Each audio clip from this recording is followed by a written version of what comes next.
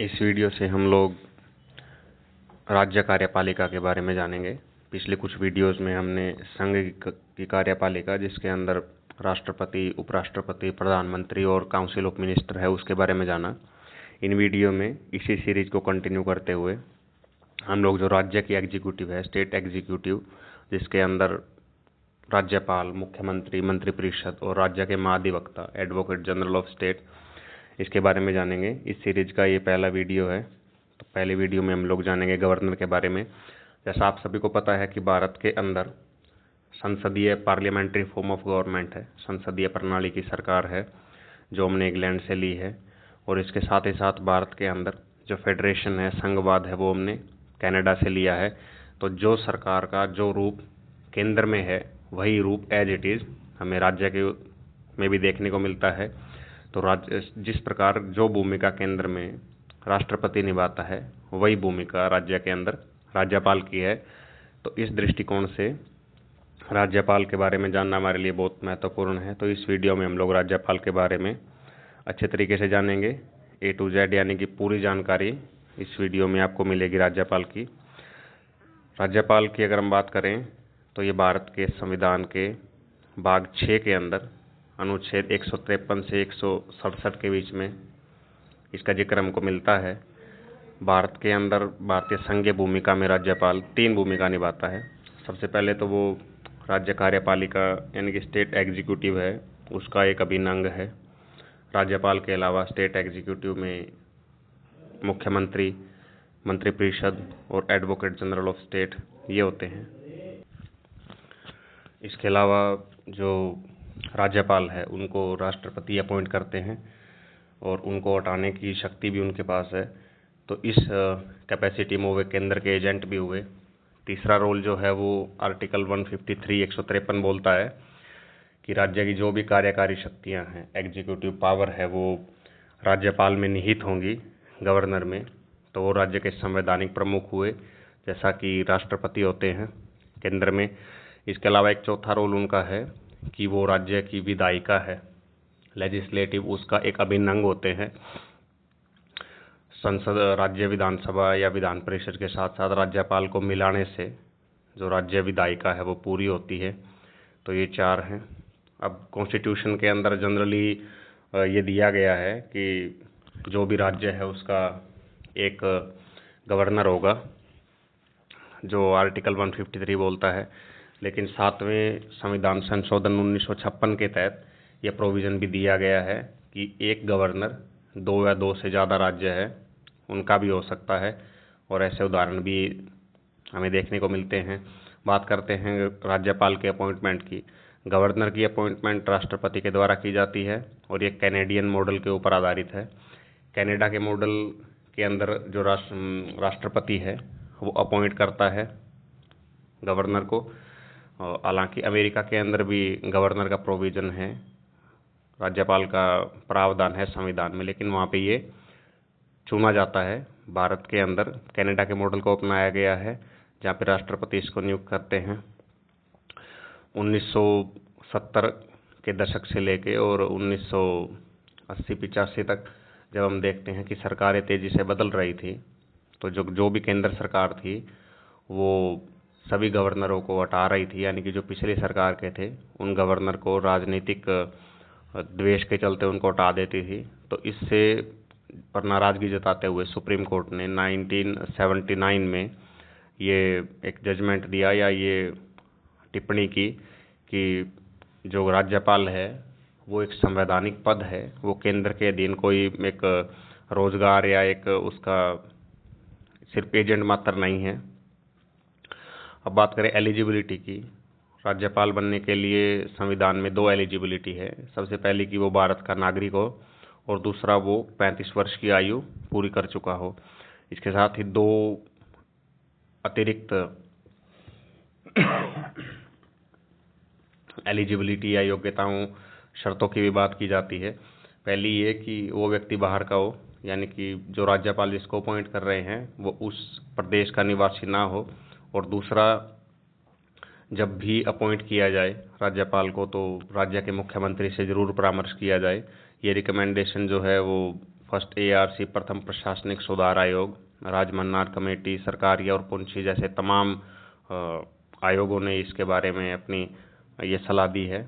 ऐसा इसलिए किया गया ताकि मुख्यमंत्री और जो राज्यपाल है उनके बीच में अक्सर एक क्लैश और टकराव देखने को मिलता है, जैसा कि पश्चिम बंगाल में और दिल्ली के LG के रूप में देखने को मिला। उसको अवॉइड करने के लिए ये प्रोविज़न किया गया था। लेकिन ये जो दोनों के दोनों अतिरिक्त उपबंध है, यानी कि बाहरी व्यक्ति और मुख्यमंत्री से परामर्श, अक्सर इनको अवॉइड किया जाता है या इनका पालन नहीं किया जाता।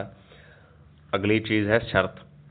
राज्यपाल बनने के लिए क्या क्या शर्त, कंडीशंस हैं।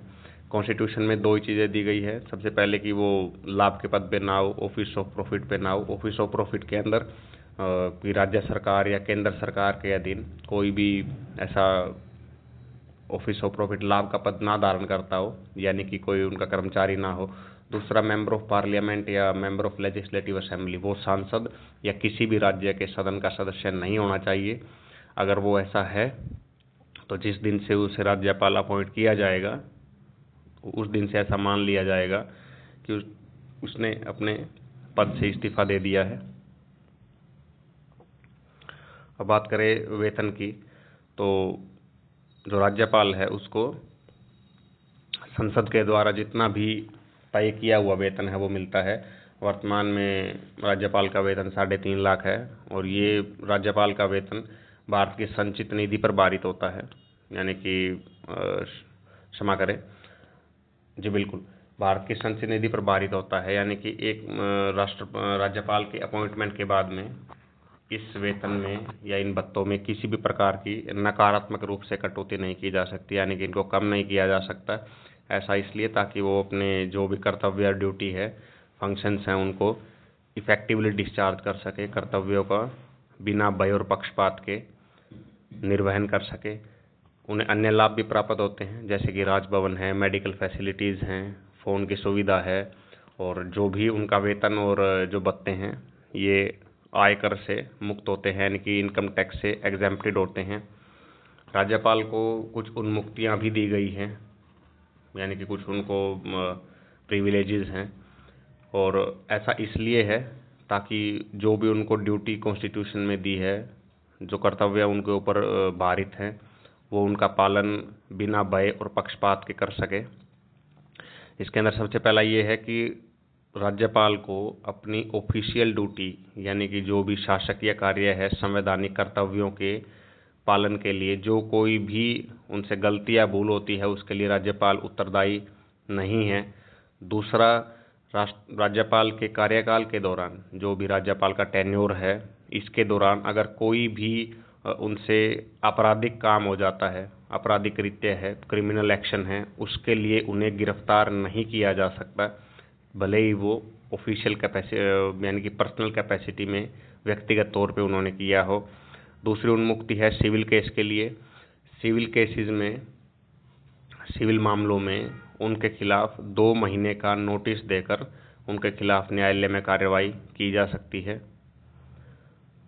राज्यपाल को शपथ की बात करते हैं। राज्यपाल को शपथ जो है राज्य हाई कोर्ट होते हैं उनके मुख्य न्यायाधीश दिलाते हैं, उनके सामने वो शपथ लेते हैं। और अगर राज्य के मुख्य न्यायाधीश नहीं हैं तो मुख्य न्यायाधीश के बाद जो भी सीनियर मोस्ट जज है उनके सामने वो शपथ लेते हैं। राज्यपाल संविधान के और विधि के संरक्षण की शपथ लेते हैं। अब राज्यपाल की पदावधि की बात करते हैं, टेन्योर कितना है। कॉन्स्टिट्यूशन के अंदर कोई ऐसा फिक्स टर्म नहीं दिया गया है कि राज्यपाल इतने समय के लिए अपने पद पर रहेंगे। उसमें ये लिखा है कि राज्यपाल जो है वो राष्ट्रपति के प्रसाद पर्यंत, यानी कि till the pleasure of governor president, वो अपने पद पर बने रह सकते हैं।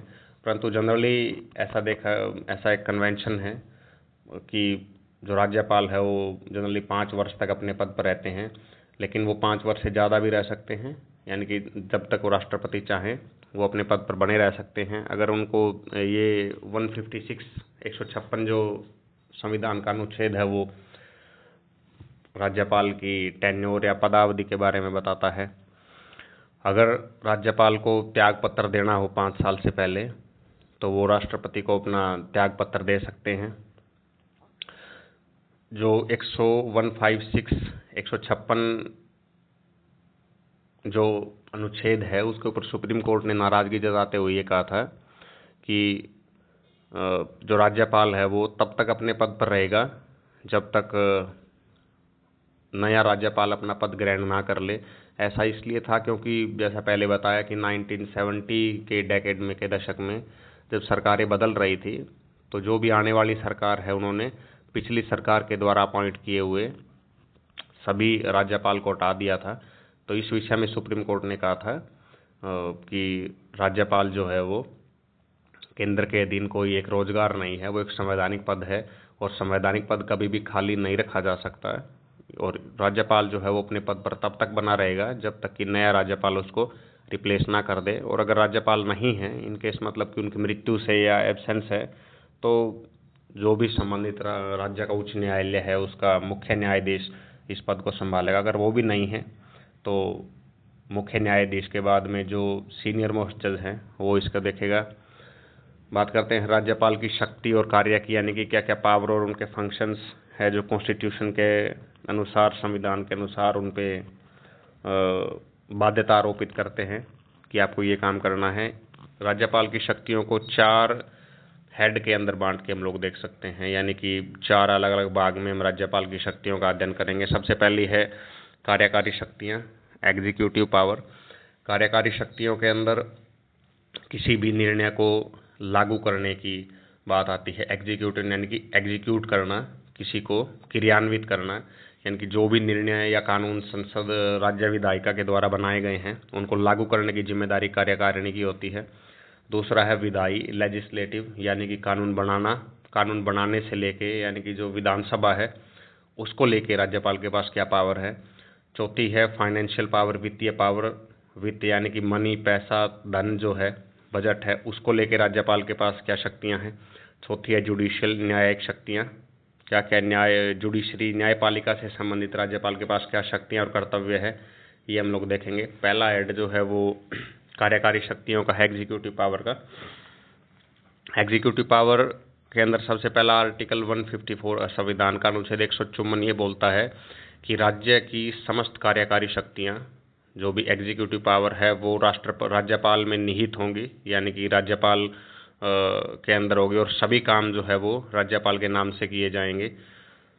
इसको इस तरीके से समझ सकते हैं कि जो भी एक्शन, जो भी काम होते हैं, जो भी डिसीजन लिए जाते हैं, जो भी अपॉइंटमेंट की जाती है, जो भी काम राज्य की एग्जीक्यूटिव का है वो राज्यपाल के नाम से होता है। इसमें कहीं भी आपको मुख्यमंत्री या मंत्रिपरिषद का नाम नहीं मिलेगा, वो राज्यपाल के नाम से किए जाते हैं। इसी में आगे राज्यपाल के पास ये शक्तियां भी है कि वो राज्य के प्रशासन को, जो एडमिनिस्ट्रेशन है, उसको सुगम बनाने के लिए, कन्वीनियंस, उसकी सुविधा के लिए वो नियम बना सकते हैं, या ये इस विषय में भी नियम बना सकते हैं कि किस प्रकार जो अनुच्छेद 154 के तहत राज्यपाल की शक्तियां हैं किस तरीके से उनको प्रयोग किया जाए, खुद के माध्यम से या अपने सबऑर्डिनेट, उनके अधीन जो भी है, यानी कि मंत्रिपरिषद है, उसके माध्यम से। तीसरा पार्ट है राज्यपाल के पास एक और पावर है कि वो मुख्यमंत्री की सलाह से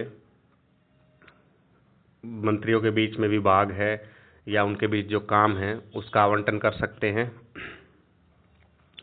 झारखंड, उड़ीसा, मध्य प्रदेश और छत्तीसगढ़, इन 4 राज्यों में ये स्पेशल प्रोविज़न है कि राज्यपाल जो है वो एक जनजाति कल्याण मंत्री, ट्राइबल वेलफेयर मिनिस्टर जो है उसको अपॉइंट करते हैं।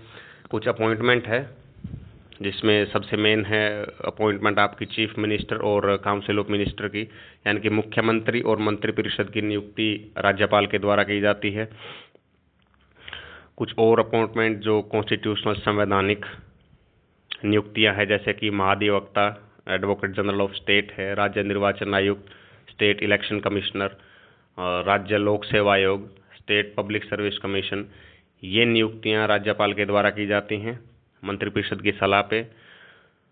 कुछ और जो डिस्क्रिशनरी, सविवेक की पावर राज्यपाल के पास है, जिसके अंदर कि वो मुख्यमंत्री से राज्य के प्रशासन के बारे में जानकारी मांग सकते हैं, राष्ट्रपति से राष्ट्रपति शासन की मांग 356 के तहत वो कर सकते हैं जब राज्यपाल को ऐसा लगे कि राज्य के अंदर संवैधानिक तंत्र, कॉन्स्टिट्यूशनल मशीनरी जो है वो फेल हो चुकी है और राज्य का शासन संवैधानिक उपबंध के अनुसार नहीं चल रहा है, संविधान के अनुसार, तो वो राष्ट्रपति से राष्ट्रपति शासन लगाने की अनुशंसा कर सकते हैं।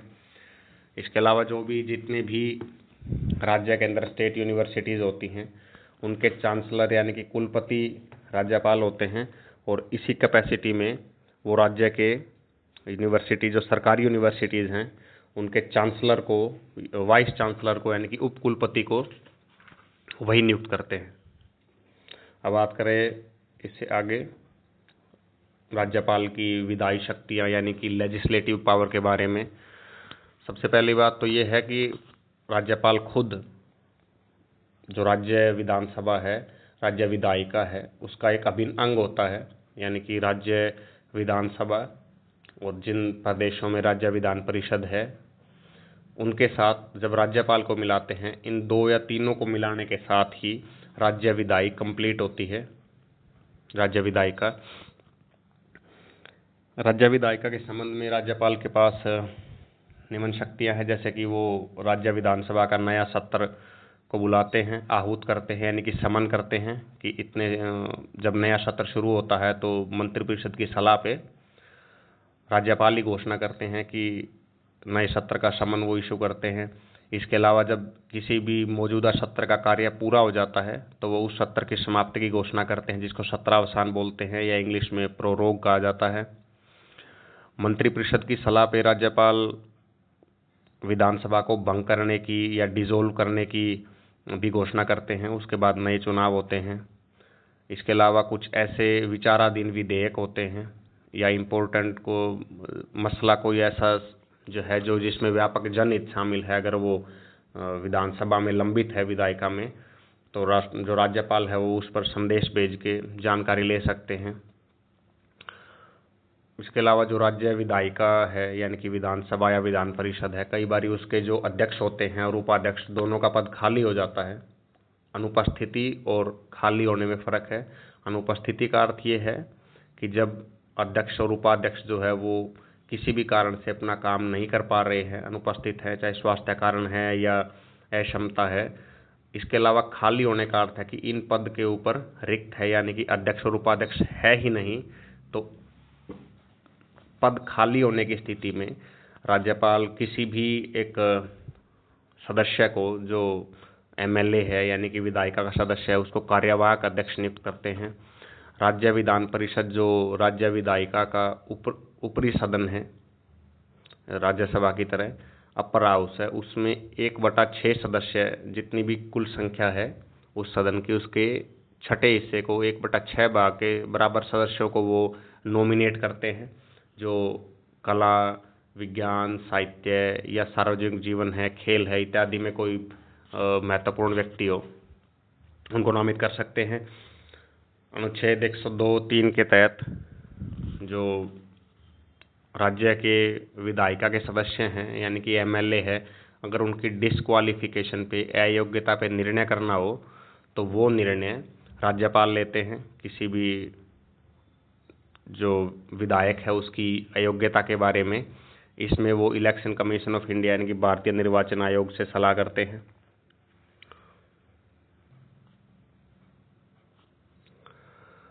कुछ अन्य विधायी शक्तियां हैं कि राज्यपाल की सहमति के बिना राज्य की विधानसभा कोई भी कानून नहीं बना सकती, क्योंकि वो इसका एक अभिन्न अंग है। तो जितने भी अंग विधायिका के हैं उनकी सहमति अनिवार्य है। तो इस विषय में उनकी महत्वपूर्ण शक्ति ये है कि विधायिका पर सहमति देकर वो कानून बनाते हैं। इस विषय को हम लोग आगे इसी वीडियो में देखेंगे कि क्या क्या ऑप्शंस या क्या क्या विकल्प राज्यपाल के पास मौजूद है जब भी कोई विधेयक उनके सामने प्रस्तुत किया जाता है। अगला है अध्यादेश के बारे में, ऑर्डिनेंस। जिस प्रकार जो राष्ट्रपति हैं वो अध्यादेश जारी कर सकते हैं, उसी प्रकार राज्यपाल भी अध्यादेश जारी कर सकते हैं। इसको इसी वीडियो में आगे डिटेल में समझेंगे। कुछ ऐसे विभाग होते हैं जिनकी रिपोर्ट राज्यपाल सदन में पेश करवाते हैं, जिस प्रकार राज्य वित्त आयोग है, राज्य निर्वाचन आयोग है इत्यादि जो विभाग है। इसके अलावा जो राज्य लोक सेवा आयोग है, स्टेट पब्लिक सर्विस कमीशन है, उनकी रिपोर्ट राज्यपाल सदन में दाखिल करवाते हैं, यानी कि पेश करवाते हैं, टेबल करते हैं उनको। अगले ऐड में पावर है फाइनेंशियल पावर, यानी कि वित्तीय शक्तियाँ राज्यपाल के पास क्या हैं। राज्यपाल जो है उनका ये दायित्व बनता है कि वो जो भी राज्य का बजट है वो सदन में पेश करवाते हैं, टेबल करवाते हैं हाउस में। जितने भी धन विधेयक है यानी कि मनी बिल है वो राज्यपाल की पूर्व अनुमति के द्वारा ही सदन में पेश किए जाते हैं, यानी कि कोई भी धन विधेयक राज्यपाल की पूर्व अनुमति के बिना सदन में पेश नहीं किया जा सकता। आपको बता दें कि धन विधेयक जो है इनके पास ये बजट से संबंधित है। उसके अलावा अनुदान मांग पर पूर्व अनुमति, जो भी अनुदान मांग है, डिमांड ऑफ ग्रांट है, यानी कि खर्च करने के लिए जो भी सरकार मांग रखती है सदन के सामने, वो पेश करने से पूर्व विधानसभा में राज्यपाल की अनुमति की आवश्यकता पड़ती है। केंद्र की राज्य कंटिजेंसी फंड की तरह यहाँ पे राज्य आकस्मिक निधि है, स्टेट कंटिजेंसी फंड है, उसके संरक्षक राष्ट्रपति होते हैं, राज्यपाल होते हैं। यानी कि किसी भी ऐसी अनफोर्सीन सिचुएशन आ गई है, आकस्मिक विपदा के समय में वो इससे धन निकाल सकते हैं या इसको ऑपरेट करते हैं। इसके अलावा राज्य वित्त आयोग का गठन अनुच्छेद 243 के तहत राज्यपाल करते हैं। इस आयोग का मुख्य उद्देश्य राज्य में पंचायत और नगर पालिका है, उनकी वित्तीय स्थिति को सुधारना और उन्हें जो है सेल्फ गवर्नेंस की एक मॉडल के रूप में काम करने के लिए सक्षम बनाना है। अब बात करेंगे वीटो की। वीटो को हम, जैसा कि हमने पिछली स्लाइड में देखा था, कि जब भी कोई बिल राज्यपाल के पास भेजती है विधानसभा कि उसको पास करवाने के लिए, तो राज्यपाल के पास 3 ऑप्शन या 3 विकल्प अवेलेबल होते हैं। सबसे पहले तो उनके पास ऑप्शन है कि वो इस बिल को स्वीकृति दे देते हैं, यानी कि इस पे हस्ताक्षर कर देते हैं। हस्ताक्षर करने के बाद वो कानून बन जाता है और उसको पास हुआ माना जाता है। उसके बाद दूसरा ऑप्शन उनके पास है स्थगन का।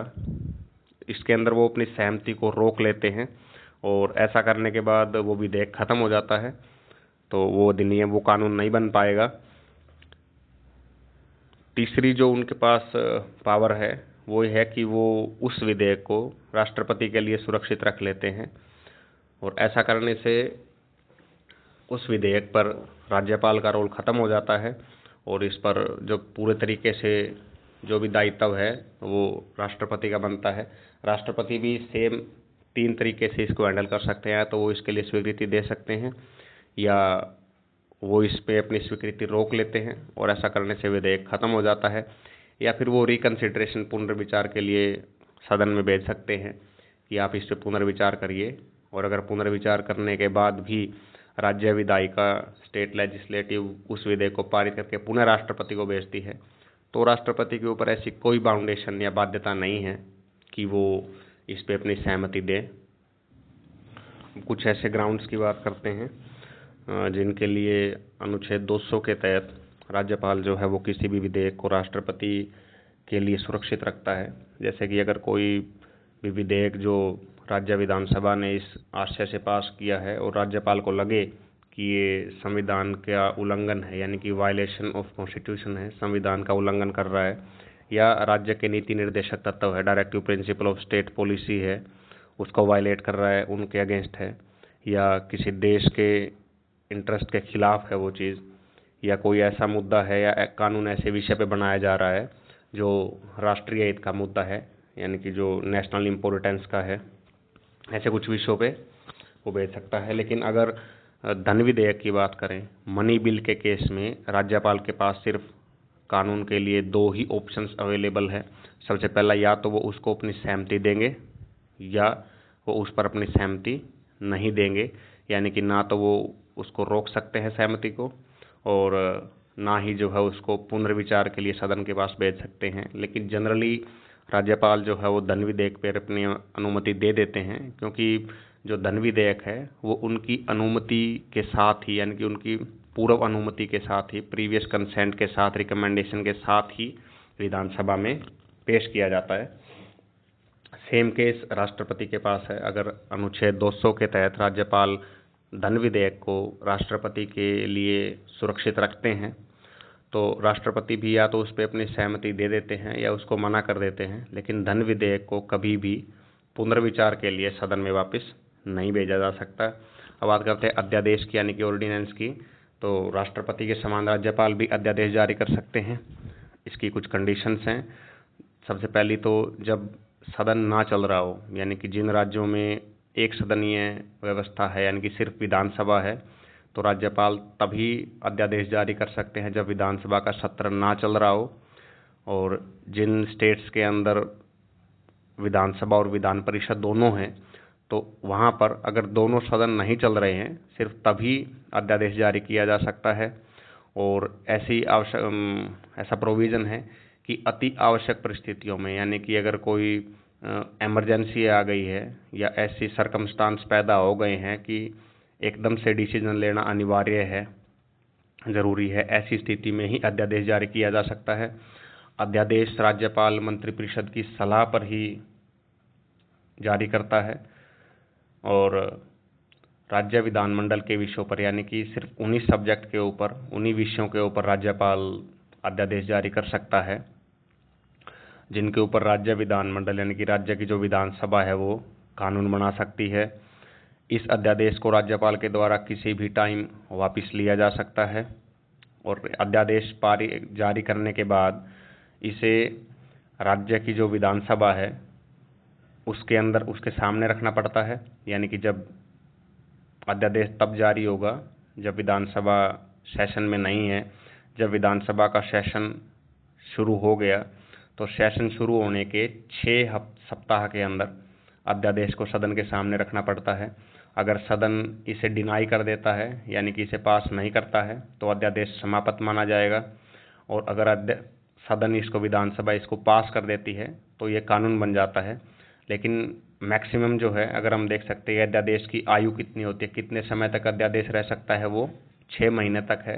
क्योंकि किसी भी संविधान के अनुसार विधानसभा की जो सत्र हैं उनके बीच में 6 माह से अधिक की जो है अवधि नहीं हो सकती, यानी कि 6 महीने में सदन बुलाना होगा। तो मैक्सिमम अवधि यानी कि मैक्सिमम टेन्योर तक जो अध्यादेश है वो 6 माह तक रह सकता है। 3 अपवाद इसके हैं, यानी कि सिर्फ 3 विषय ऐसे हैं जिनके ऊपर राज्यपाल अध्यादेश जारी नहीं कर सकता, भले ही ये विषय ऐसे हो जिन पर राज्य विधानसभा कानून बना सकती हैं। वो 3 अपवाद ये हैं कि कोई ऐसा विषय जिस पर राज्यपाल ऐसा समझे कि राष्ट्रपति की सहमति जरूरी हो, यानी कि किसी भी ऐसे विषय पर राज्यपाल अध्यादेश जारी नहीं कर सकता कि जिस विषय पर राष्ट्रपति की सहमति जरूरी हो। कोई ऐसा विषय जिस पर राज्यपाल ये समझे कि इस विषय को राष्ट्रपति के कंसिडरेशन के लिए, विचार के लिए ज़रूरी है कि राष्ट्रपति एक बार इसे देखे। और तीसरा, कोई भी ऐसा विषय जिस पर अगर कोई कानून बनाए विधानसभा और राष्ट्रपति की सहमति के बिना वो कानून अवैध हो, तो उस विषय पर भी अध्यादेश जारी नहीं किया जा सकता। अब राष्ट्रपति की क्षमादान की शक्तियों की बात करते हैं, यानी कि पार्डनिंग पावर, माफ़ करने की क्षमता क्या है। तो राज्यपाल सिर्फ उन्हीं विषयों पर माफ़ करने की, क्षमादान की शक्तियाँ रखते हैं जिन विषय पर राज्य कानून बना सकता है, यानी कि जिन सब्जेक्ट पे राज्य विधानसभा कानून बना सकती है, उन्हीं विषयों पे बने हुए कानूनों के लिए राज्यपाल क्षमादान कर सकते हैं। दूसरा, राज्यपाल मृत्युदंड को माफ़ नहीं कर सकते। चाहे किसी भी कानून को लेकर अगर किसी व्यक्ति को मृत्युदंड की सज़ा हुई है तो राज्यपाल उसको माफ़ नहीं कर सकते। हाँ, उसको डिले कर सकते हैं, उसकी पीरियड को कम कर सकते हैं या उसको किसी और फॉर्म में बदल सकते हैं, लेकिन उसको मृत्युदंड की माफ़ी की जो प्रावधान है वो राज्यपाल के पास नहीं है। तीसरा, जो सैन्य सज़ा है, मिलिट्री कोर्ट के द्वारा सज़ा दी जाती है, उसकी माफ़ी के विषय में राज्यपाल के पास पावर नहीं है। तो मृत्युदंड और मिलिट्री कोर्ट के द्वारा दी गई सज़ा है, उसके बारे में माफ़ी की जो योग्यता है या शक्तियाँ हैं वो सिर्फ राष्ट्रपति के पास हैं। चौथी और आखिरी जो शक्ति बचती है राज्यपाल की वो न्यायिक है, जुडिशियल है। इसमें राज्यपाल जो है वो राज्य विषय के कानूनों के उल्लंघन पर, यानी कि ऐसे विषय जिन पर राज्य कानून बना सकता है, उन कानूनों का उल्लंघन अगर किसी व्यक्ति ने किया है तो उसके दंड को, उसकी सज़ा को राज्यपाल माफ़ कर सकते हैं। दूसरा, राज्यपाल जो है उनसे सलाह ली जाती है राष्ट्रपति के द्वारा। राष्ट्रपति जब किसी भी हाई कोर्ट के चीफ जस्टिस यानी कि मुख्य न्यायाधीश या अदर जो न्यायाधीश हैं, अदर जस्टिस हैं, जजेस हैं, उनको अपॉइंट करते टाइम राज्यपाल से सलाह लेते हैं। तीसरा, राज्यपाल के द्वारा यानी कि राज्य का जो भी हाई कोर्ट है, जब वो डिस्ट्रिक्ट जजेस हैं उनकी अपॉइंटमेंट करते हैं, उनका ट्रांसफ़र करते हैं या उनको प्रमोट करना होता है, तो राज्यपाल से सलाह ली जाती है। ऐसा संवैधानिक कॉन्स्टिट्यूशनल प्रोविज़न है, संवैधानिक प्रावधान है। चौथा, जो राज्य की न्यायिक आयोग है, संविधान के अंदर ऐसी शक्तियां राज्य को दी गई हैं कि वो चाहे तो डिस्ट्रिक्ट जज के अलावा यानी कि जिला न्यायाधीश के अलावा यानी उससे नीचे जितने पद हैं उनकी नियुक्ति के लिए राज्य न्यायिक आयोग बनाया जा सकता है। उसकी अपॉइंटमेंट की शक्तियां राज्यपाल के पास हैं। फिर से कि जिला न्यायाधीश, डिस्ट्रिक्ट जजेस से नीचे जितनी भी जुडिशियल पोस्ट हैं, न्यायिक पद हैं, उनकी अपॉइंटमेंट के लिए राज्य न्यायिक आयोग बनाया जा सकता है और वो आयोग बनाने की शक्ति राज्यपाल के पास है। हालांकि अभी तक एक भी राज्य में ऐसा आयोग नहीं बना है। कुछ डिस्क्रिशनरी पावर है, विवेकाधीन शक्तियां राज्यपाल के पास है, यानी कि जो अनुच्छेद 163 बोलता है, 164 ये बोलता है कि राज्यपाल को सलाह देने के लिए एक काउंसिल ऑफ मिनिस्टर यानी कि मंत्रिपरिषद होगी और वो मंत्रिपरिषद जो है उसकी सलाह राज्यपाल के लिए बाइंडिंग यानी कि बाध्यकारी होगी। लेकिन किन विषयों को छोड़ के? उन विषयों को छोड़ के जिनके विषय में राज्यपाल के पास विवेकाधीन शक्तियां है। वे विवेकाधीन शक्तियां कौन सी है? सबसे पहले अनुच्छेद 200 आर्टिकल 200 के तहत राज्यपाल किसी भी विधेयक को राष्ट्रपति के लिए सुरक्षित रख सकता है, यानी कि कोई भी ऐसा लेजिस्लेशन जो उसके पास आया है और राज्यपाल को लगे, जैसा हमने बताया कि वो संविधान का उल्लंघन यानी कर रहा है, वायलेशन ऑफ कॉन्स्टिट्यूशन है, राज्य के नीति निर्देशक तत्वों के विरुद्ध है, directive principle of state policy के अगेंस्ट है, कोई ऐसा मुद्दा जो नेशनल इंटरेस्ट का है, राष्ट्रीय हित का कोई मुद्दा है, या राज्यपाल ऐसा समझे कि ये इस विषय को राष्ट्रपति के द्वारा देख लेना चाहिए, तो उन विषयों पर ये राज्यपाल का पूरा विवेकाधिकार है, डिस्क्रिशन है कि वो राष्ट्रपति के लिए सुरक्षित रख सकते हैं। दूसरा, अनुच्छेद 356 की रिकमेंडेशन, अगर राज्यपाल को ऐसा लगता है कि राज्य में संवैधानिक तंत्र, कॉन्स्टिट्यूशनल मशीनरी फेल हो चुकी है और प्रशासन जो है वो संविधान के अनुरूप नहीं चल रहा है, तो वो राष्ट्रपति से इस बात की अनुशंसा रिकमेंडेशन कर सकते हैं कि राज्य का शासन जो है आप अपने हाथ में ले लीजिए और राष्ट्रपति शासन लगाइए।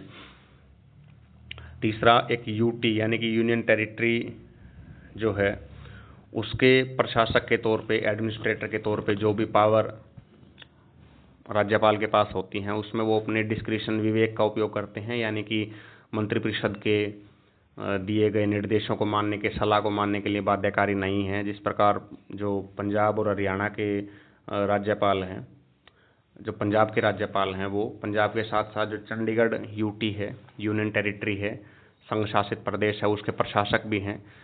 तो एक चंडीगढ़ के प्रशासक के तौर पर पंजाब के राज्यपाल को के लिए इस बात की कोई बाउंडेशन नहीं है कि वो पंजाब की मंत्रिपरिषद की सलाह को माने। चौथा, जो मुख्यमंत्री से वो प्रशासन की जानकारी मांग सकते हैं, यानी कि कोई जैसा हमने पढ़ा कि कोई भी ऐसा निर्णय जो मंत्रिपरिषद ने लिया है उसकी जानकारी उनको चाहिए, या मंत्री और अन्य सूचना जो राज्य के प्रशासन से संबंधित हो। पांचवा है कि इनकेस विधानसभा में किसी भी नई विधानसभा चुन कर आई है और उसमें किसी भी पार्टी को क्लियर मैंडेट यानी कि स्पष्ट बहुमत नहीं मिला है, तो ऐसे में राज्यपाल के पास ये विवेक है, यानी कि विवेकाधीन शक्ति है, डिस्क्रिशनरी पावर है, उनके विवेक के ऊपर है कि वे किस व्यक्ति को मुख्यमंत्री नियुक्त करें और रीजनेबल टाइम के अंदर उसे अपना बहुमत साबित करने का मौका दें, या अगर कोई सरकार गिर चुकी है यानी कि सरकार का विघटन हो गया है, मुख्यमंत्री ने इस्तीफा दे दिया है, तो ये उनके विवेक के ऊपर है कि वो अब नए विधानसभा को भंग करने की घोषणा करके नए चुनाव को रिकमेंड करें, या मौजूदा जितने भी विधानसभा है उसमें से किसी और व्यक्ति को मुख्यमंत्री अपॉइंट करे और उसे अपना बहुमत करने के लिए समय दे। तो ये राज्यपाल की विवेकाधीन शक्तियाँ हैं। तो इस वीडियो में हमने राज्यपाल के बारे में जाना। इस कंप्लीट इन्फॉर्मेशन के बाद में आप एग्ज़ाम में आने वाले सभी क्वेश्चंस को अच्छे से टैकल कर पाएंगे और आंसर कर पाएंगे। Thank you.